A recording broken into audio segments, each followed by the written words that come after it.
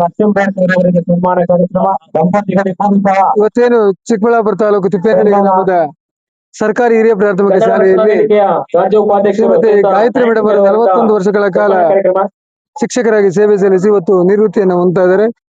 ಆ ನಿವೃತ್ತಿ ಒಂದು ಕಾರ್ಯಕ್ರಮದಲ್ಲಿ ನಾವು ಸಹ ಪಾಲ್ಗೊಂಡಿದ್ವಿ.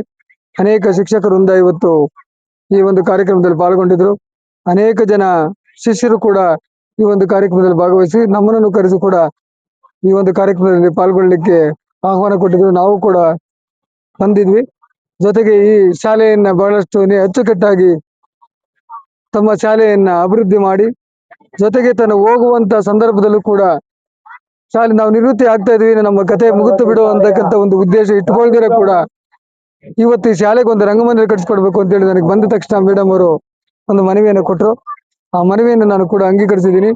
ಮುಂದಿನ ದಿನಗಳಲ್ಲಿ ಒಂದು 3 ಪುಟ್ಟತಿಮ್ಮನಹಳ್ಳಿ ಗ್ರಾಮದ ಮತ್ತು ಈ ಒಂದು ಗ್ರಾಮ ತಿಪ್ಪೇನಹಳ್ಳಿ ಗ್ರಾಮದ ಒಂದು ರಂಗಮಂದಿರವನ್ನು ಕಟ್ಟಿಸ್ಲಿಕ್ಕೆ ನಾನು ನಮ್ಮ ರಕ್ಷಣಾ ವೇದಿಕೆ ನಾರಾಯಣ ಸಮಣ್ಣವರ ಮುಖಾಂತರವಾಗಿ ನಾನು ಮೊದಲೇ ಮನವಿಯನ್ನು ಕೊಟ್ಟಿದ್ರು. ಅದು ಅಂದ್ರೆ ಪ್ರತಿ ವರ್ಷ ನಾನು ಶಾಲೆಗಳಿಗೆ ಒಂದು ಸಮವಸ್ತ್ರ ಕೊಡ್ತಾ ಇದ್ದೀನಿ. ಅದು ಕೂಡ ತಿಪ್ಪೇನಹಳ್ಳಿ ಗ್ರಾಮಕ್ಕೆ ಈ ಸತಿ ಕೊಡ್ಬೇಕು ಅಂತ ನಾರಾಯಣ ಸಮಣ್ಣ ಮನವಿ ಮಾಡಿದ್ದಾರೆ. ಇನ್ನೂ ಒಂದು ಅರ್ಧ ಒಂದು ತಾಲೂಕಲ್ಲಿ ಇರ್ತಕ್ಕಂಥ ಒಂದು ಅರ್ಧ ಹಳ್ಳಿಗಳಿಗೆ ನಾನು ಶಾಲೆಗಳಿಗೆ ಕೊಟ್ಟಿದ್ದೀನಿ ಸಮವಸ್ತ್ರ. ಈಗಲೂ ಕೂಡ ಈ ಶಾಲೆಗಳಿಗೆ ಇನ್ನೂ ಅರ್ಧ ಶಾಲೆಗಿದೆ. ಅದ್ರ ಜೊತೆಗೆ ಯೂನಿಫಾರ್ಮ್ ಕೊಡೋದ್ರ ಬದಲು ಆ ಒಂದು ಸೂಟ್ ಕೊಡ್ಬೇಕು ಅಂತೇಳಿ ಅವರು ಮನವಿಯನ್ನು ಮಾಡಿದ್ದಾರೆ ಎಲ್ಲ ಶಿಕ್ಷಕರು. ಹಾಗಾಗಿ ಯೂನಿಫಾರ್ಮ್ ಶಾಲೆಗಳಲ್ಲಿ ಕೊಡೋದ್ರಿಂದ ಸೂಟು ಕೊಡ್ಬೇಕು ಅಂತೇಳಿ ಮನವಿಯನ್ನು ಮಾಡಿದ್ರೆ ಆ ಸೂಟ್ಗಳನ್ನ ನಾವು ರೆಡಿ ಮಾಡ್ತಾ ಇದೀವಿ. ಆಲ್ರೆಡಿ ಈಗ 7.5 ಲಕ್ಷ ಆಲ್ರೆಡಿ ಪೇ ಮಾಡಿದೀವಿ. ಆ ಶಾಲೆಗಳಿಗೆ ಸೂಟ್ ಕಟ್ಟನ್ನು ಕೊಡ್ತಕ್ಕಂಥ ಒಂದು ವ್ಯವಸ್ಥೆಯನ್ನ ಮಾಡ್ಬೇಕು ಅಂತ ಇದು ಮಾಡಿದ್ವಿ. ಈ ತಿಪ್ಪೇನಹಳ್ಳಿ ಗ್ರಾಮದ ಒಂದು ಸ್ಕೂಲ್ ಅನ್ನು ನೋಡಿ ಬಹಳಷ್ಟು ಸಂತೋಷ ಆಗಿದೆ, ಬಹಳ ಅಭಿವೃದ್ಧಿ ಆಗಿದೆ. ನಮ್ಮ ನಾರಾಯಣ ಸಮಣ್ಣವರ ಕುಟುಂಬದವರು ಕೂಡ ಈ ಒಂದು ಶಾಲೆಯನ್ನ ದಾನವಾಗಿ ಕೊಟ್ಟಿದ್ದಾರೆ. ಅವರ ಒಂದು ಹಿರಿಯರ ಒಂದು ಸಮ್ಮುಖದಲ್ಲಿ ಕೊಟ್ಟಿದ್ದಾರೆ. ಇನ್ನು ಮುಂದಿನ ದಿನಗಳಲ್ಲಿ ಕೂಡ ಇಂತಹ ಶಾಲೆಗಳಿಗೆ ಅನೇಕ ಶಿಕ್ಷಕರು ಬಂದು ಅವರ ಒಂದು ಕಾರ್ಯವನ್ನ ವೈಖರಿಯಾಗಿ ಮಾಡಿ ಆ ಶಾಲೆಗಳ ಒಂದು ಅಭಿವೃದ್ಧಿಗೆ ಹೋಗ್ಬೇಕು ಅಂತೇಳಿ ಹೇಳ್ತಾ, ನಮ್ಮ ಮೇಡಮ್ ಅವರಿಗೆ ದೀರ್ಘಾಯುಷ್ಯವನ್ನು ಕೊಡ್ಲಿ. ಇನ್ನೂ ಅವರ ಸೇವೆ ಅಮೂಲ್ಯವಾಗಿ ಮಾಡ್ಲಿಕ್ಕೆ ಮತ್ತೆ ಮನೆಯಲ್ಲಿದ್ದು ಮಾಡೋದಕ್ಕಿಂತ ಶಾಲೆಗಳಲ್ಲಿ ಇಂಥ ಒಂದು ನಿವೃತ್ತರಾಗಿದ್ದ ಶಿಕ್ಷಕರು ಕೂಡ ವಿಷಯ ವಸ್ತುಗಳನ್ನು ಹಂಚಿಕೊಂಡ್ರೆ ಅದು ಒಂದು ಮಾರ್ಗದರ್ಶನ ನಮ್ಮಂತ ಒಂದು ವಿದ್ಯಾರ್ಥಿಗಳು, ಬಡ ವಿದ್ಯಾರ್ಥಿಗಳಿಗೆ ಅನುಕೂಲ ಆಗ್ತದೆ. ಎಲ್ಲಾ ಶಿಕ್ಷಕರು ಕೂಡ ಚಿಕ್ಕಬಳ್ಳಾಪುರ ತಾಲೂಕು ಶಿಕ್ಷಕರು ಈಗಾಗಲೇ ಏನು ತಮ್ಮ ಸೇವೆಯನ್ನು ಮಾಡ್ತಾ ಇದ್ದಾರೆ, ಬಹಳಷ್ಟು ಅತ್ಯುತ್ತಮವಾಗಿ ಮಾಡ್ತಾ ಇದ್ದಾರೆ. ಇಡೀ ಕರ್ನಾಟಕಕ್ಕೆ ಚಿಕ್ಕಬಳ್ಳಾಪುರ ಅಂತ ಒಂದು ಮಾದರಿ ಆಗಿದೆ. ಆ ಮಾದರಿಯನ್ನು ಮುಂದುವರಿಸಿಕೊಂಡು ಅಂತ ಹೇಳ್ತಾ ನನ್ನ ಮಾತನ್ನ ದೀರ್ಘಾಯುಷ್ಯ ಕೊಟ್ಟು ಕಾಪಾಡಲಿ ಅಂತೇಳಿ. ನಿವೃತ್ತಿಯಾಗಿರಂತ ಗಾಯತ್ರಿ ಮೇಡಮ್ ಅವರು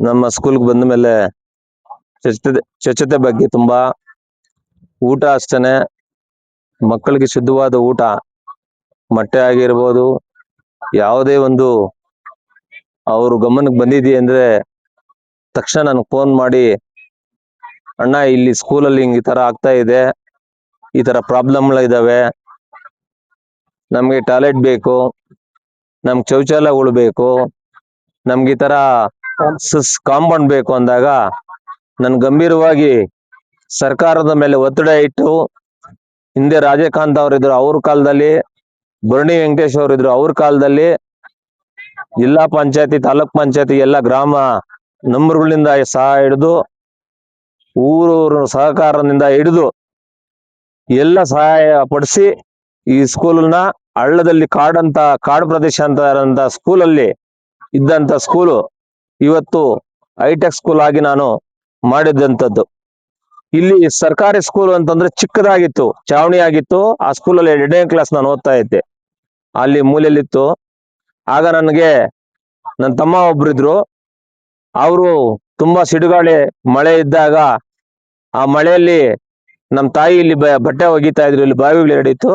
ಆ ಬಾವಿ ಇದ್ದಾಗ ಅವನು ಬಾಣ ಅಮ್ಮನ್ ಕರ್ಕೊಂಬರೋಣ ಅಂತ ಬಂದಾಗ ಅಷ್ಟೊತ್ತಿಗೆ ನಾನು ಮೆಟ್ಲು ಹತ್ತು ಬರ್ಬೇಕಾದ್ರೆ ಅಣ್ಣ ಹಾವು ಕಚ್ಚಿಬಿಡ್ತು ಅಂದಾಗ, ನಾನು ಮುಂದಿನ ಊರಲ್ಲಿ ಯಾರೋ ಆಗ ಸುಮಾರು ವರ್ಷಗಳಿಂದ ಒಂದು 80ನೇ ಇಸ್ವಿಯಲ್ಲಿ ಇರ್ಬೋದು, ಆ 80ನೇ ಇಸ್ವಿಯಲ್ಲಿ ನನ್ನ ತಮ್ಮ ಕರ್ಕೊಂಡ್ ಬರ್ತಾ ಇದ್ರೆ ನನ್ನ ಭುಜದ ಮೇಲೆ ಸಾವನ್ನಪ್ತಾನೆ.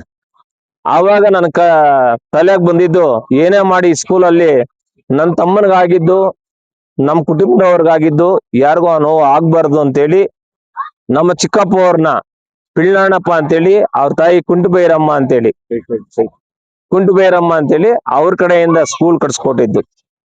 ಎಷ್ಟು ವರ್ಷಗಳಾಯ್ತು?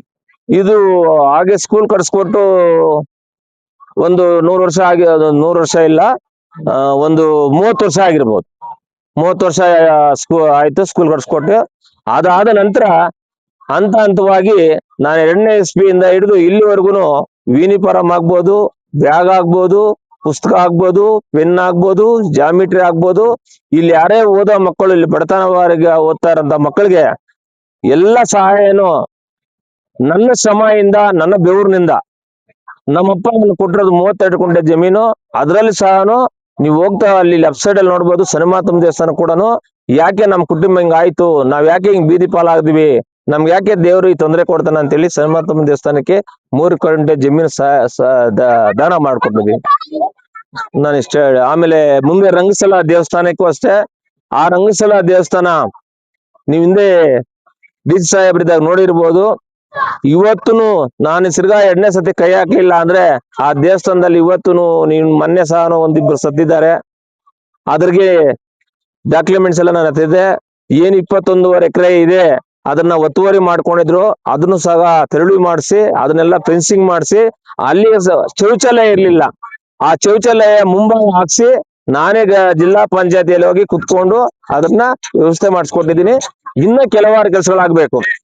ತಮಿಳ್ನಾಡಲ್ಲಿ ಒಳ್ಳೆ ಹೆಸರಿದೆ, ಶ್ರೀರಂಗಪಟ್ಟಣದಲ್ಲಿ ಹೆಸರಿದೆ, ಚಿಕ್ಕಬಳ್ಳಾಪುರದಲ್ಲಿ 3ನೇ ದೇವಸ್ಥಾನ, ಇಡೀ ಕರ್ನಾಟಕದಲ್ಲಿ ಇರೋದು 3 ದೇವಸ್ಥಾನಗಳು. ಆದರೆ ಮೂರ್ತಿ ಚಿಕ್ಕದಾದ್ರೂ ಕೀರ್ತಿ ದೊಡ್ಡದು ಅಂತಾರಲ್ಲ, ಅಷ್ಟು ಚೆನ್ನಾಗಿದೆ. ನನ್ನ ಹೆಸರು ಎಂ ಗಾಯತ್ರಿ ಅಂತ.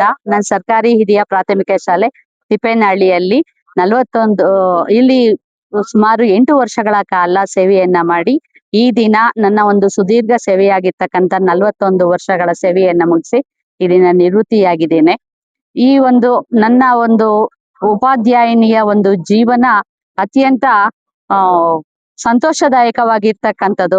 ಯಾಕಂದ್ರೆ ಮುಗ್ಧ ಮಕ್ಕಳ ಜೊತೆ ಅವರಿಗೆ ತಿಳಿಸ್ತಕ್ಕಂತ, ಕಲಿಸ್ತಕ್ಕಂತ, ಅಕ್ಷರವನ್ನ ಮೂಡಿಸ್ತಕ್ಕಂತ ಒಂದು ಕಲ್ಪನೆ, ಅದನ್ನ ಮೂಡಿಸಿದಾಗ ಆ ಮಕ್ಕಳು ಕಲ್ತಾಗ ಆಗ್ತಕ್ಕಂತ ಆನಂದ ನಮ್ಗೆ ಇನ್ನೇನು ಇಲ್ಲ.